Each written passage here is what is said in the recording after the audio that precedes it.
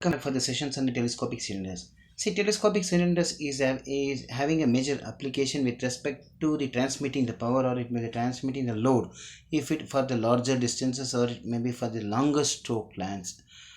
The other things what we have discussed, either it may be a single acting or it may be double acting actuators, what we had discussed in the previous cases, it is used for to transmit the load, or it may be to transmit the work for a shorter distances or for the application. Okay, the telescopic cylinders extends in stages. Each stage consists of a sleeve that fits inside the previous stage, or indirectly what we can say, it is the sleeves is used for the locking for the previous stage. One of the application of this type of the telescopic cylinder is in the unloading the material in the case of the trucks, or it may be normally in the case of the dump trucks. So telescopic cylinders are available in both single acting and as well as double acting models. They are more expensive than the standard cylinders due to their more complex in construction. They generally consist of nested tubes and operate on the displacement. The tubes are supported with a bearing ring, the innermost rear sets of which have groove and the channel to allow the fluid to flow. The front bearing assembly on the each section includes the seal and the wiper ring. The support ring limits the movement of each section, thus preventing the separation. When the cylinder extends, all the sections moves together until the outer section is prevented for the further extension by stopping the ring. The remaining section continues outstroking until the second outermost section reaches to the limit and its stroke. This process continue until all section is extended and the innermost one being the last of all. See, the schematic diagram shows the telescopic ring. Even in this also, the telescopic ring, the two diagrams are there. One is with respect to the extended position. The another one is nothing but a retracted position. See, these type of telescoping cylinders are having a major application in lifting the what we can say uh, the material in the trucks, or to unloading the material in the trucks. The next one is nothing but the cylinder cushions, for the prevention of the shock due to the stopping the loads at the end of the piston stroke. The cushioning devices are used normally in all the cases, either it may be in the case of this in the case of the cylinders, or even with respect to the absorption of the vibrations. The cushioning is required. The cushioning may be applied on the either end, or it may be in the both the ends. They operate on the principle that the cylinder piston approaches the end of the stroke. The exhaust fluid is forced to go through the adjustable needle wall that is the set to control the escaping of the fluid and gives the rate.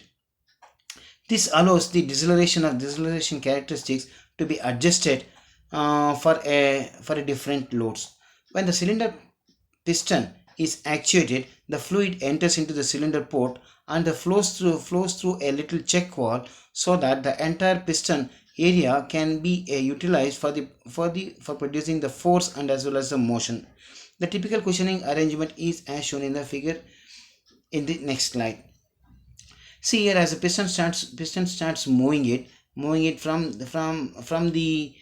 the right to left, that it may hit to the what we can say the cylindrical area.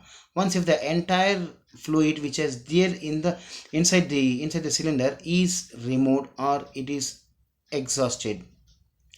To avoid that, a cushioning knob is provided at the end of the piston, where it seats to the port in a smoother way, where the hitting to the cylinder is avoided. The next part is with respect to the cylinder mountings and as well as arrangement. See, any methods, either it may be in the case of the either it may be in the single acting, or it may be a double acting, or it may be in the case of the telescopic, the cylinder mounting is a major role, and how the load taking capacity on the what we can say the rod end is to be positioned. The type of the mountings on the cylinders for a numerous, and they can be accommodated in a wide variety of applications. One of the important consideration in the selection of the particular type of the mounting is whether the force is applied, either it may be a tensile force or it may be a compressive force. Normally in any cylindrical applications, either it may be in a single acting or it may be a double acting. These are the two forces normally which is acting it. The tensile forces, or it may be a compressive forces. As far as possible, the buckling loads must be avoided. Buckling loads in the sense, if the what we can say the rod end is of a lengthier one, as it is in the case of the what we can say in the telescopic cylinder, the buckling also takes place. The ratio of the rod length and as well as the diameter should not exceed 6:1 to prevent the buckling. The alignment of the rod with the resistive rod is the another important consideration while selecting the cylinder mounts. The various kinds of the mountings normally used in the industries are as follows. The first one, the foot mounting. The foot mounting, it is the simplest form of the design in which to give a limited amount of the moment of 1 feet only to allow the thermal and as well as the load expansions.